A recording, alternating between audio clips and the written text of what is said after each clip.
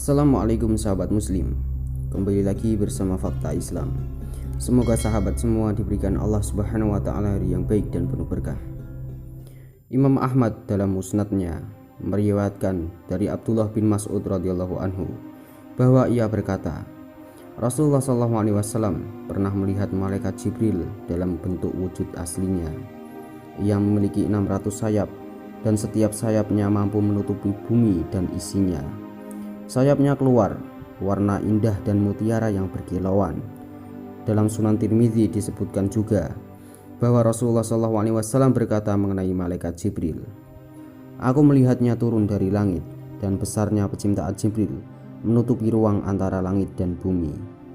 Ketika Rasulullah menerangkan tentang Jibril, Allah Subhanahu wa taala berfirman, "Sesungguhnya Al-Qur'an itu adalah firman Allah yang dibawa utusan yang mulia, yang mempunyai kekuatan di sisi yang mempunyai arsy yang tinggi derajat lagi dipercaya." Surah At-Takwir ayat 19-21. Yang dimaksud utusan mulia yaitu malaikat Jibril, sedangkan pemilik singgasana adalah Allah Subhanahu wa taala. Rasulullah SAW bersabda, Allah telah menciptakan malaikat Jibril dengan bentuk yang sangat baik. Jibril mempunyai 600 sayap, dan di antara sayap-sayap itu terdapat 2 sayap yang berwarna hijau seperti sayap burung merak. Sayap itu antara timur dan barat. Jika Jibril menebarkannya, satu daripada beberapa sayap yang dimilikinya, maka ia sudah cukup untuk menutupi bumi dan seisinya. Setelah melihat dirinya yang tampak begitu indah dan sempurna, maka malaikat Jibril pun berkata kepada Allah, "Wahai Robku, apakah engkau menciptakan makhluk lain yang lebih baik daripadaku?" Kemudian Allah pun menjawab, "Tidak."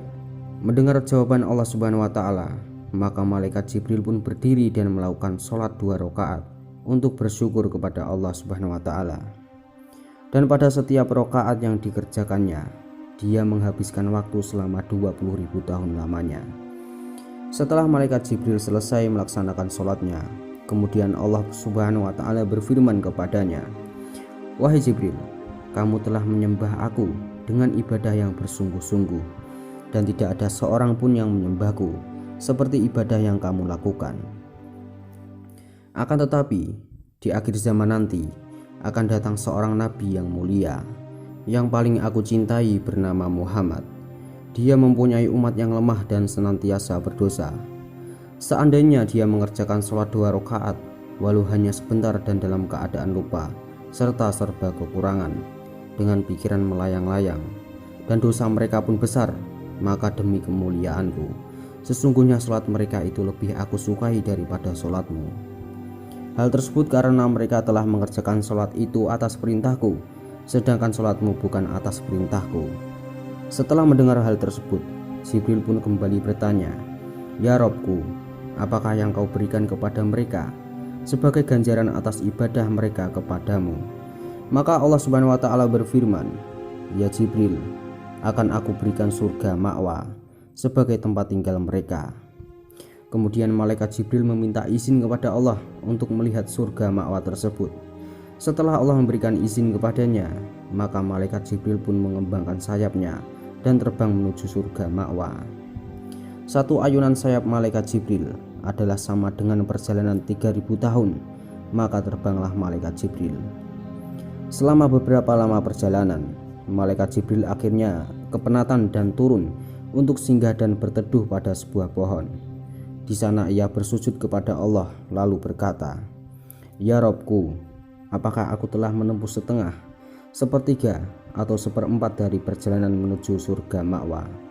Maka Allah Subhanahu wa taala berfirman, "Wahai Jibril, meskipun engkau mampu terbang selama 3.000 tahun, dan meskipun aku memberikan kekuatan kepadamu seperti kekuatan yang engkau miliki, lalu kamu terbang seperti yang telah kamu lakukan, niscaya kamu tidak akan sampai kepada 1/10 dari beberapa puluhan yang telah kuberikan kepada umat Muhammad terhadap imbalan sholat 2 rakaat yang mereka kerjakan."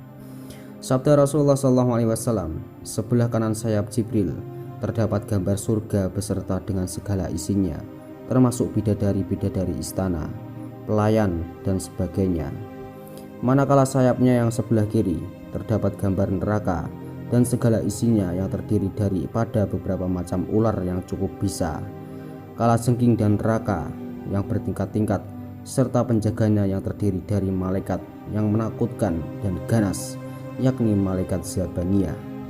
Kata Rasulullah SAW, apabila telah sampai ajal seseorang itu, maka akan masuklah satu kumpulan malaikat ke dalam lubang kecil pada badan manusia.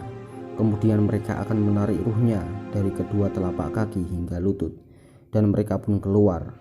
Setelah itu datang lagi sekumpulan malaikat masuk menarik ruh dari lutut ke perut. Begitulah dari perut ke dada dan ke kerongkongannya. Itu seketika seorang yang nazak. Kalau orang yang nazak itu adalah orang beriman, maka malaikat Jibril akan menebarkan sayapnya yang sebelah kanan, sehingga orang itu dapat melihat kedudukannya di surga, sehingga terlupa orang-orang di sekelilingnya. Jika orang yang nazak itu orang munafik, maka Jibril akan menebarkan sayap sebelah kiri untuk menunjukkan tempatnya di neraka, sehingga ia menjadi sangat takut serta lupa kepada keluarganya.